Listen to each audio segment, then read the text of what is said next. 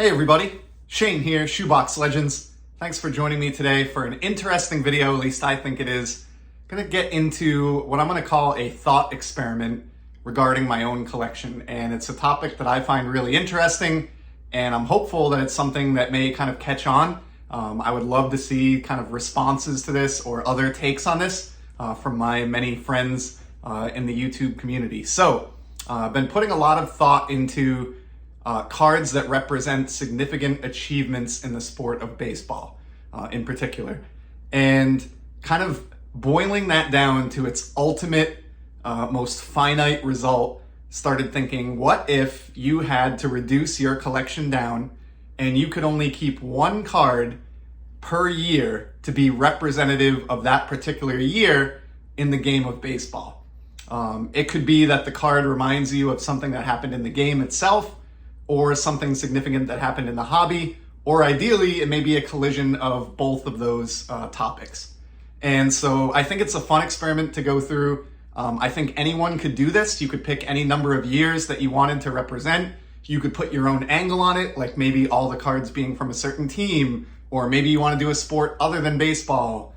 There's a million ways to go about it, but I do think it's interesting to try to boil down everything in your collection to just one representative card from a particular year. So with that being said, we're going to turn the camera around and I'm going to show you 5 examples that I picked out to kind of illustrate what I'm going for here and maybe hopefully motivate a few of you to try this yourselves. So stay tuned. All right, so as I mentioned in the intro, we're going to take a look at 5 examples here. Ultimately, I would like to complete this exercise for every year since Topps started to create baseball cards. So I'd love to get a representative single card from 1952 through the present day, but I don't have them all yet. And in the interest of time, we're just going to keep it to 5 today. And the first one is a card that I've shown. The other 4 examples that we're going to look at are all going to be new to the channel. So let's start with the card I've already shown. To me, this is the single card that I would choose for the year 2022. Stipulation that I made when completing this challenge, the card has to be issued in the year in question. So if it's a card to represent the year 2022, it should come out in the year 2022. It should be a 2022 release. Let me put it that way. And so I chose this Independence Day Aaron Judge parallel because obviously he broke the American League home run record, that hallowed mark of 61 from Roger Maris. And to me, if forced to boil it down, that was probably the biggest story and headline of the 2022 baseball season. And on top of that, as far as the card side of the house goes, this is a parallel that I love, Independence Day. Obviously, we just celebrated it here in the United States. And I think it just ties in with, baseball being America's pastime and the patriotism that in this country is ideally wrapped up into the game. And so for all those reasons, I think this is the perfect, for me, 2022 card in the one card challenge. So that is my selection for 2022. Obviously, being able to do this for any year, you can cover vintage as well. So the next one we're going to look at is a 1960 card.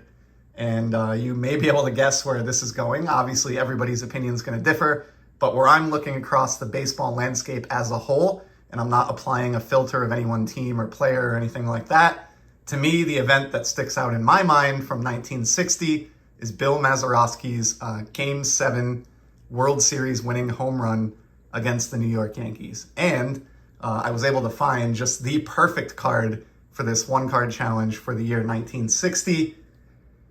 It is Bill Mazeroski's 1960 Topps base card, and it's autographed by the man himself.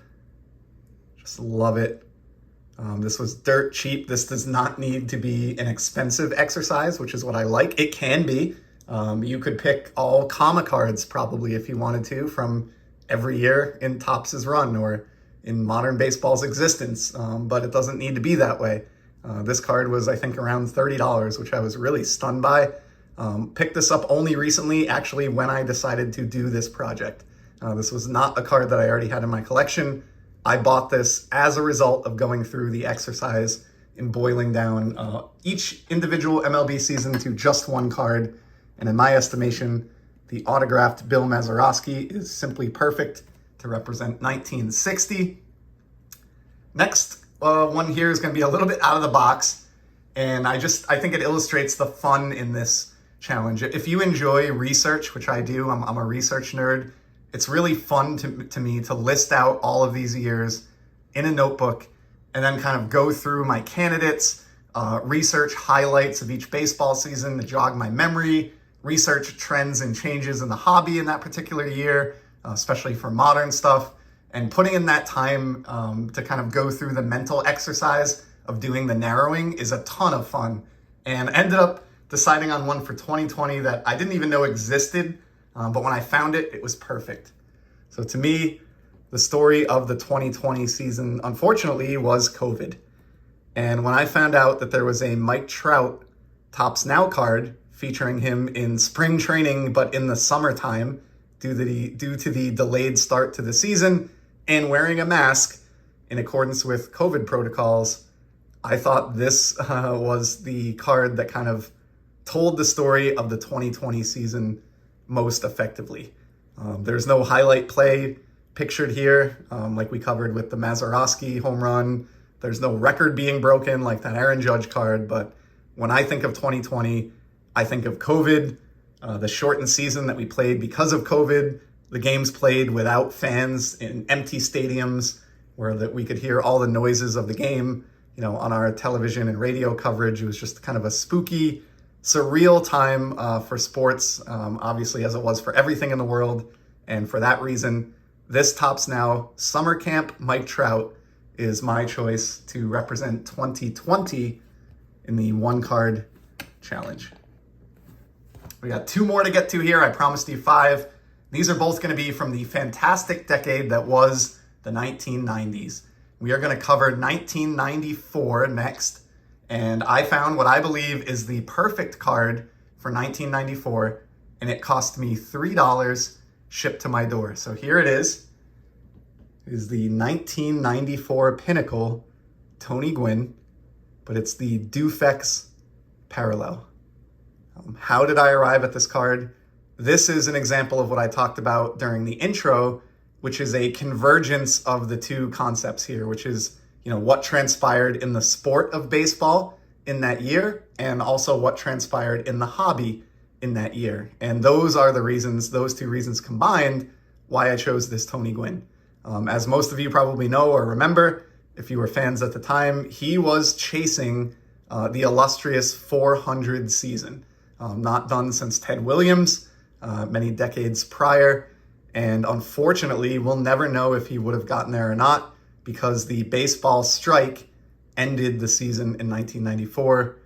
We never got to see what things would have looked like as far as season-ending stats on that batting average line for Tony Gwynn. It's always going to be a great question what could have been. To me, other than the strike, which it's hard to kind of represent on cardboard, that was the story of 1994, Gwynn's approach of that hallowed 400 batting mark. And then the reason I chose this Gwynn, there are hundreds of Tony Gwynn cards produced in 1994. But to me, this was the one to choose because this is the Pinnacle Museum collection. You've probably noticed as I've been gabbing away here that I've been tilting this and just letting you absorb that glorious light effect on this card. This is a 90s technology known as Dufex, and this was introduced for the first time as a full base set parallel in 1994 in this Pinnacle set. I think they maybe had a smaller box set, possibly the year prior, Cooperstown collection or something like that. But this 1994 was the first year that we got Dufex parallels and Dufex technology for Pinnacle baseball cards, the Pinnacle base set. And I think that was a very important cardboard invention from the 90s and something that is still appreciated by many collectors today. And for that reason, this is the Tony Gwynn that I settled on. And I stand by that being my selection for the card, the single card to best represent 1994 in this one card challenge. And then last but not least, I have my favorite of the 5 examples we're going to cover today. We're going to go back in time 1 year further beyond that Tony Gwynn to 1993. And I chose to show this one in the same episode as that Bill Mazeroski front and center, because to me, the moment of 1993 was Joe Carter clubbing the World Series Game 7 home run to win the World Series for the Toronto Blue Jays. Of course, that historic call, moment that all of us remember who were fans at the time. And just like the Tony Gwynn, this card is the perfect convergence of that significant moment in baseball with a significant moment in the hobby itself. So what I've picked up for this project, and I bought this specifically for this, is the 1993 Topps Finest Joe Carter Refractor in a PSA Fine 9. Look at this card. Man, I am not often left speechless by cards that I acquire, but this is just gorgeous. These are incredibly popular, and the reason I chose this card, these 1993 Topps Finest refractors were the first refractors in existence. This was the introduction of the refractor. So all of the dozens and dozens and hundreds and thousands of refractors that we get now on a yearly basis, for better or worse, it all started here with 1993 Topps Finest. And to me, this card represents kind of what was fun about going through this exercise. In some cases, as in 2022 with that Aaron Judge, I already had the card that fit the bill.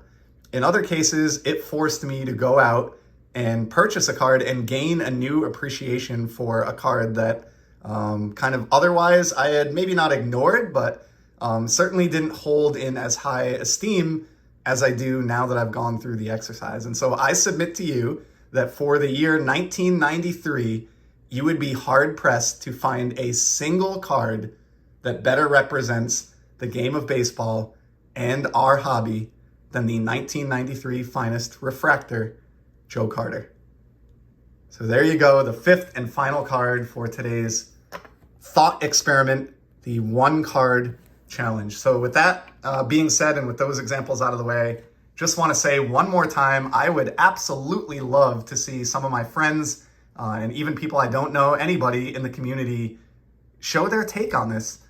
Look through your collection, put some thought into seasons that are significant to you. Maybe you want to show examples just from the years where your team won the World Series.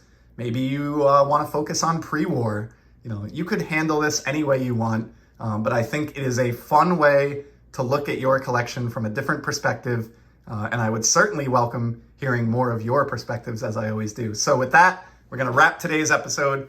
I hope you enjoyed this as much as I enjoyed putting it together. I do intend to cover other years for this one card challenge in the future, so this will hopefully be the first of quite a few videos on this front. But for today, thank you for joining me. And as you know, I'll be back in the very near future with some more sports card content.